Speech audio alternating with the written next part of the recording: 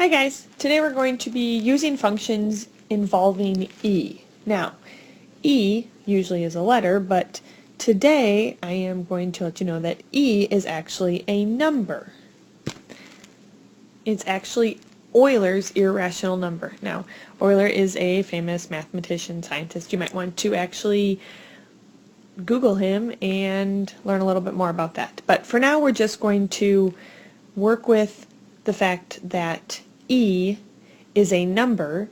It is approximately 2.71828 and so on and so on and so on. So really we are just going to use 2.72 as our approximation for e. So here's the thing. Just like the last lesson, this should look, well, it's going to look different because there's an e there, but we're going to do the exact same stuff. It's just that now our b value is going to be an e, which is really just 2.72 approximated. Alright, so hopefully today will be a little bit of review over what we did last time, the growth and decay, just with some, it looks like a variable, but it's really just a number, and that number is similar to pi too. So e is kind of like pi when you think about it.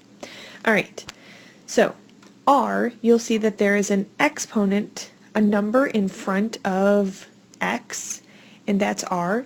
If r is greater than 0, then the function is an exponential growth function. And I'll go over this a little bit more so it makes sense, because right now it just feels like I'm telling you stuff. If r is less than 0, so pretty much if r is negative, then it's going to be a decay function. Alright, honestly, this is nothing that you have to remember or memorize, whatnot, because let me just show you what this means. If you have e to the first power, we'll just do e to the first, we know that e is about 2.72.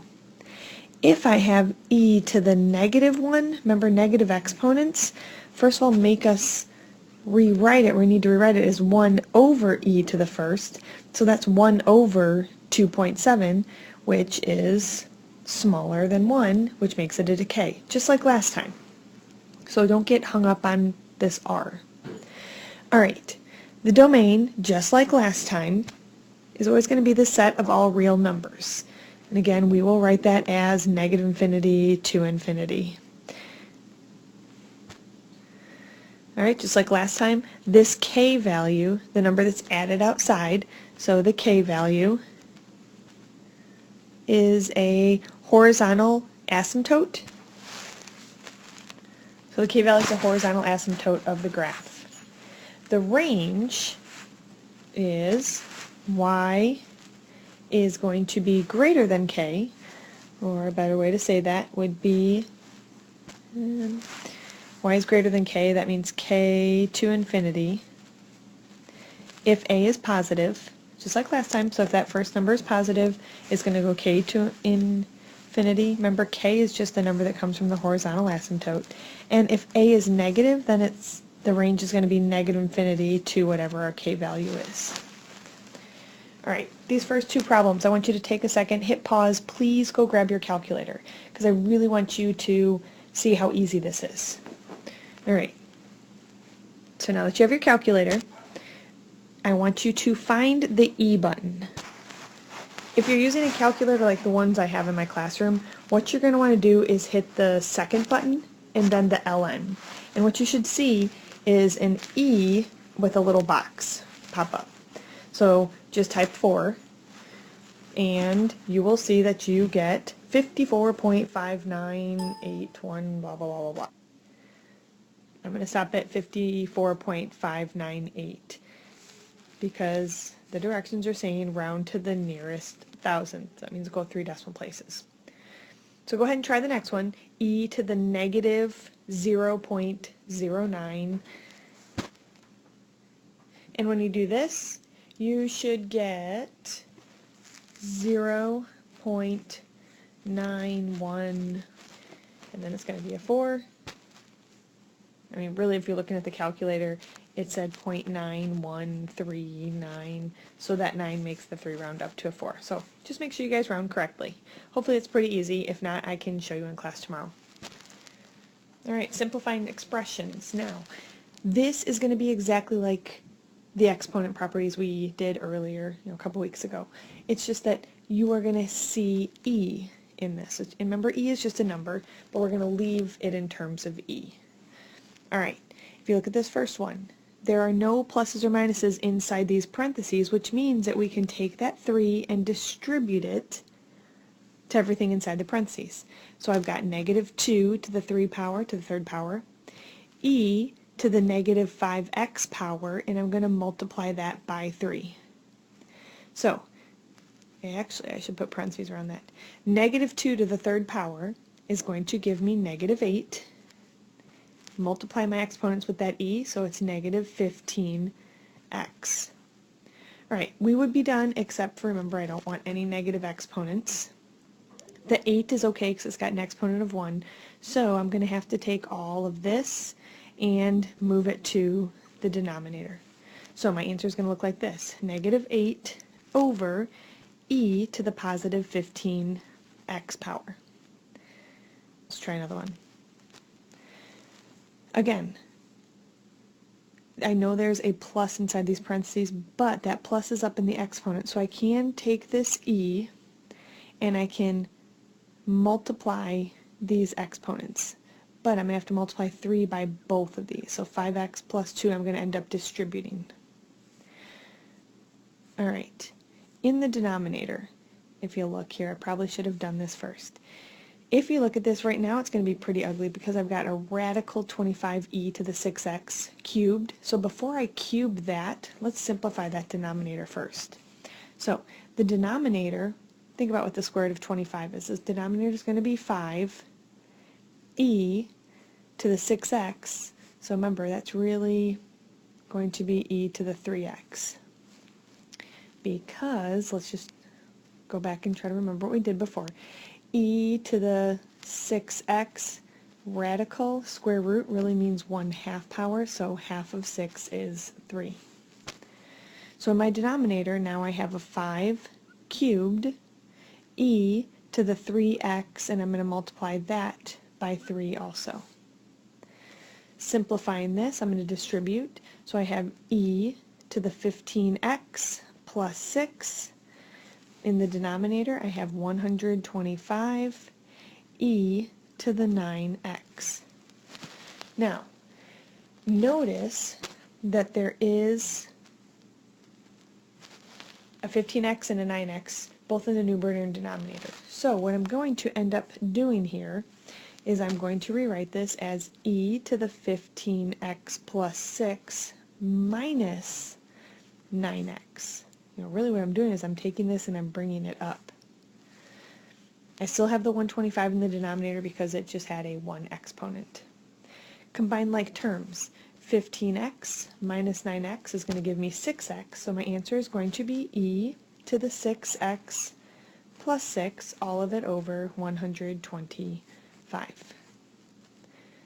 I know that's a little bit different, a little bit trickier than maybe some of the stuff we've done. There will be some practice problems, and again, I really don't mind helping you. We can go over this again more later. Alright, we're going to determine whether it's growth or decay. Just like we did before, I might rewrite some of these just so they look better, but this first problem here, we have y equals 1/3 e to the 2x minus 3. I wanted to rewrite it so I could actually make some notes here. Here's the number. I know it looks like a letter, but e is a number. Here's the number raised to the exponent, and that number is 2.7. 2.7 is bigger than 1, so that makes this a growth problem. The domain is always going to be negative infinity to infinity. And I'm going to skip the range just like I did before, and I'm going to find the asymptote first. The asymptote is always going to be the number that is added or subtracted to the outside, and it's always going to be a y equals line. Y equals negative 3. That number is going to always be included in my range. To determine the range, you look at your A value. A is positive, so that means that my range is going to start at -3, that'll be the lowest, and then it's going to go up forever to infinity. Again, we're going to have asymptotes here, which means that the graph will never touch the asymptote, which is why I have a parenthesis and not a square bracket. It's not included. Another little reminder here, I know we're not graphing these yet, but we will. Growth means that the right side is going to be going away from the asymptote, which actually the asymptote's in the denominator, but just as an idea, the right side goes away from the asymptote.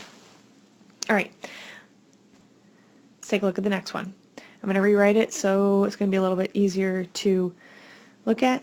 So this next one says y equals -4. Since it's e to the negative exponent, I'm going to rewrite that as 1 over e to the positive 2x.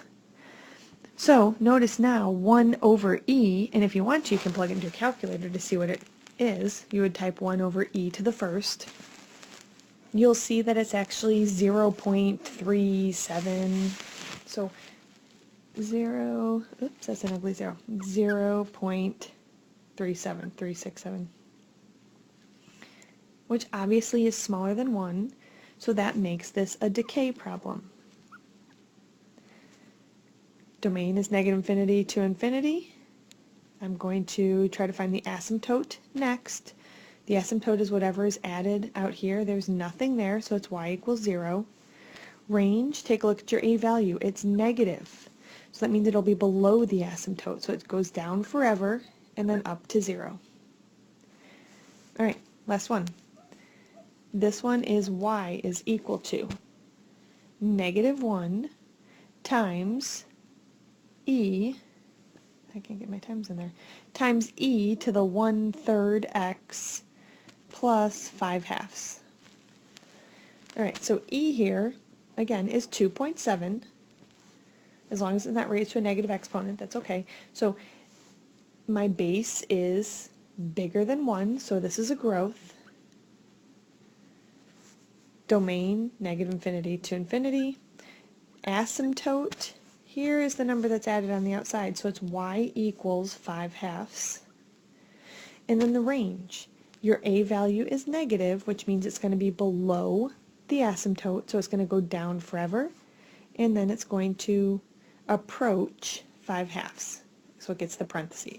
5/2 is not included, it'll never touch. Alright, let's go ahead and try some graphs.